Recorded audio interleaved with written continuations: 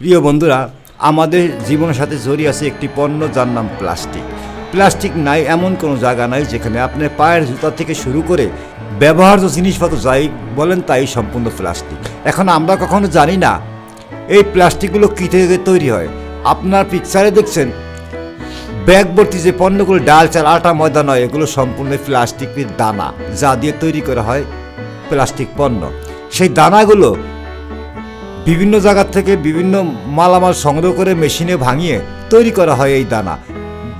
তাহলে এই দানা তৈরির যে প্রক্রিয়া তা দেখুন এবং মনে রাখতে হবে এই দানাগুলো কালারফুল, বিভিন্ন কালারের হয়ে থাকে। আপনি যে কালারের পণ্য চান সেই কালারের দানা। এগুলো দেখতে আশা করি ভালো লাগবে এবং এই দানাগুলো দেখতে এত পরিচ্ছন্ন এত সুন্দর, দেখলে চোখ জুড়িয়ে যায়। আসলে এগুলো প্লাস্টিক তৈরির একটি কাঁচামাল।